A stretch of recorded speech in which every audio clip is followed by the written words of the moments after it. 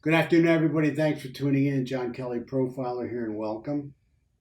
Welcome to our continuing very sad series on who killed Libby German and Abby Williams. Today we're on part 14, and part 14 is called The Broken Hearts Club. It's a very sad part as far as I'm concerned because I understand it thoroughly. You know, anybody who has lost a loved one to any kind of violence has ended up joining this club. Not that they wanted to join this club, but they're non-intentionally joining this club because, emotionally, the dues are extremely high. And as I've said in the past, when you lose a loved one, you end up with a perpetual hole in your heart and it never really heals. You may cope with it better over time, but it never really heals, especially if you lose a child. So any family that's lost a loved one to violence has unintentionally joined this club. So anyway, today I want to look at February 13, 2017, day before Valentine's Day. That's the day supposedly Libby and Abby were murdered. And it's, pretty much bottom line, that's the day they were killed. Then we have February 14th, which is Valentine's Day. The bodies are found on Valentine's Day. Then we have February 15th, the next day, where the first photo, not the video, but the photo from the video is on the bridge guy. So we get a look at the bridge guy for the first time on February 15th. Now, the FBI has talked about the killer changing appearances right after the murder, and I agree with that wholeheartedly. So the question is, would somebody out there remember somebody changing appearances, a loved one, boyfriend, family member, some kind of relationship, changing their appearances on Valentine's Day? Maybe the person out there doesn't associate it with the murder of Abby and Libby. Maybe they associate their loved one looking different on the 15th or 16th because of Valentine's Day. Or on Valentine's Day itself, their loved one all of a sudden presenting himself being all shaved up and his mustache, goatee, any kind of facial hair gone. Okay?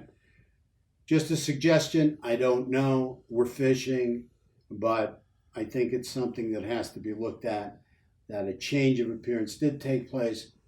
How did they change their appearance is another story, and we're going to look more into that right now. Also, you've looked at the videos that are out there, and when I talk about changing appearances, you're looking at videos out there that are fantastic. Okay, these guys, I really can't say enough about them. I can't say enough about Harvey Carroll and all the hard work and perseverance he's put into his videos. I can't say enough about the Blue-Eyed Indian and all the work he's done. I can't say enough about Digger X8X, and all the hard work that he's put into it. I can't say enough about how great Blue Raven Films video is. So I think it's important for all of you out there to look at their films. These guys are good. They are trying their best for absolutely no money. They're trying their best to present a picture that's going to jog somebody's memory, that's going to lead to the capture of Bridge Guy. So we want to give them a big time attaboy, and let's keep it going, guys. You're doing a great job. The other thing I want to talk about that Doug Carter brought out, Superintendent of State Police, is wanting power, that this guy wants power. No question about it. That's why Doug Carter said he could be at the presser. He could have been there to see the new sketch, because this guy wants power and control. He wants to see everything that's going on because he doesn't want to get caught. So he's trying to stick his eyes and nose wherever he can. He's watching our YouTubes. I'll guarantee he's watching all the media. Anything at all that's in the media, any kind of media, this guy's on top of. He wants to be one step ahead of the cops. There's no question about it. He doesn't want law enforcement to get close to him. Also, Doug talked about him, wanting power, as I said. But the bottom line is, what's causing this guy to feel powerless? See, that's the other thing that goes through my mind. Because if I can figure out what's causing him to feel powerless, maybe I can figure out who he is. So usually we have situations where there are stressors that lead up to a person murdering like this and going off the edge. And some of those stressors, not all the time, but some of those stressors, and hopefully we might get lucky here, is one, the breakup of a relationship, especially around Valentine's Day. Woo. Or a strained relationship right around Valentine's Day. Woo. Could be. Also, too, something else that jumps out at me is loss of a job. I mean, that's a major stressor for these guys. If they lose a job, they feel powerless.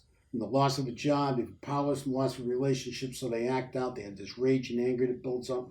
And it just explodes. A lot of these guys have PTSD. Doesn't mean they were in service. Doesn't mean they were across the pond and over to another country fighting. But yet it doesn't mean they weren't. They could have been in combat. They could have received PTSD in another country. Post-traumatic stress, whether it's foreign or domestic, and even childhood trauma, can create a lot of anger and rage that builds up and then explodes. So it's important for us to understand that too, that this person could have some PTSD or be working on some PTSD. The other thing I'm concerned about is, if he did have a job, what kind of a job would it be? Usually these guys are pretty much visual, hands-on kinds of guys. So I guess we're going to have to wait and see. We'll see how this all rolls out. But one thing I think is very, very important for you all to realize out there, it may seem like a long time, but when you think about it, since the second sketch has been released by law enforcement in April, that's only March, April, we're talking April. So we got May, June, July, August, 4 months, heading into maybe a fifth month of September.